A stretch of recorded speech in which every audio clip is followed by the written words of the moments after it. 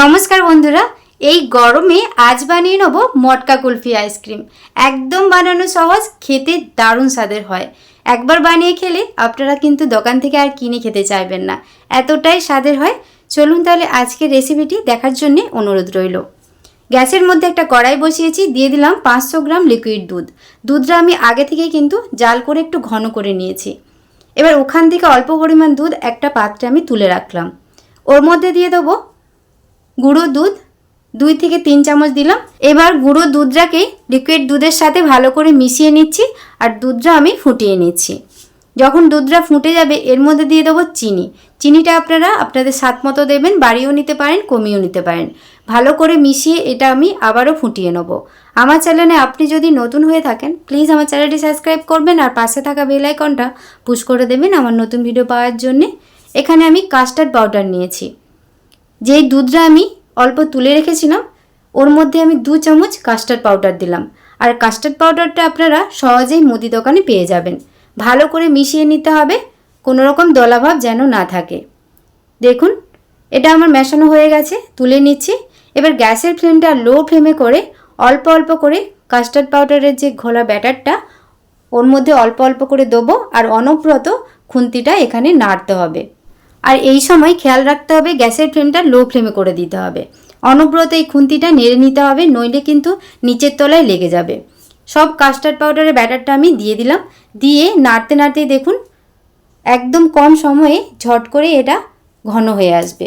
নাড়তে নাড়তে এই সময় এবার গ্যাসের ফ্লেমটা আমি অফ করে দেবো। এবার দিয়ে দেবো এখানে আমি দুধের সর নিয়েছি। আপনারা ফ্রেশ যে ক্রিমটা কিনতে পাওয়া যায় সেটাও ব্যবহার করতে পারেন। আমি একটু ফেটিয়ে নিচ্ছি। আমি এটা অল্প পরিমাণে ব্যবহার করছি, আপনারা চাইলে দিতেও পারেন, নাও দিতে পারেন। দিয়ে দেওয়ার পর এর মধ্যে দিয়ে দেবো ছোট ছোট করে কেটে রাখা ড্রাই ফ্রুট আর এলাচ গুঁড়ো দিলাম। দিয়ে ভালো করে ওই দুধের সাথে মিশিয়ে নিচ্ছি। গ্যাসের ফ্লেমটা কিন্তু এই সময় আমি অফ করে দিয়েছি। ফেসবুক পেজ থেকে যদি দেখে থাকেন প্লিজ আমার ফেসবুক পেজটা ফলো করে দেবেন। ভালো করে মিশিয়ে নেওয়ার পর এরপর দিয়ে দেবো অল্প একটু ভ্যানিলা এসেন্স। এতে কিন্তু আইসক্রিমের স্বাদটা আরও ভালো আসবে। আপনারা দিতেও পারেন, নাও দিতে পারেন। যদি আপনাদের কাছে থাকে তাহলে দেবেন, না হলে না দেবেন। ভালো করে আবারও মিশিয়ে নেওয়ার পর এটা একটু ঠান্ডা হলে মিক্সিং জারে নিয়ে এটা আমি গ্রাইন্ড করে নেব। আইসক্রিমটা জমানোর জন্য এখানে নিয়েছি 2 থেকে 3টে পাত্র। আপনারা গ্লাসেও বসিয়ে নিতে পারেন বা বাটিতে। আর আমি এখানে কেনা যে ভাঁড় কাপগুলো হয় তার মধ্যেই আইসক্রিমটা জমাবো। আর একটা বাটি নিয়েছি। গ্রাইন্ড করে নেওয়ার পর দেখুন ব্যাটারটা কতটা পাতলা হয়ে গেছে। এবার দেখতে বা খেতে ভালো লাগার জন্য এর মধ্যে কয়েকটা ড্রাই ফ্রুট এর মধ্যে দিয়ে দিলাম।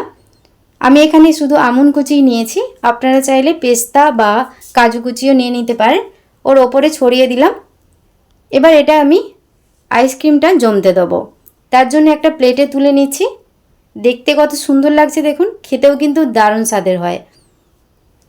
সবগুলো তুলে নেওয়ার পর এবার আইসক্রিমটা আমি জমতে দেবো। তার জন্য ডিপ ফ্রিজে আমি 8 থেকে 9 ঘন্টা রেখে দেবো। আইসক্রিমটা জমে যাওয়ার পর আপনাদের দিকে দেখাচ্ছি।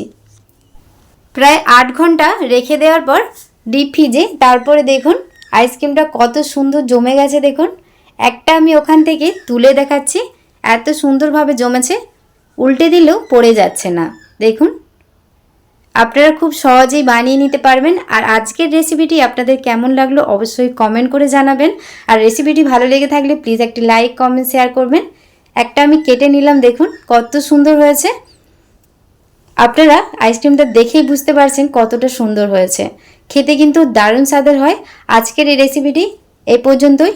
সবাই খুব ভালো থাকবেন, সুস্থ থাকবেন। ধন্যবাদ।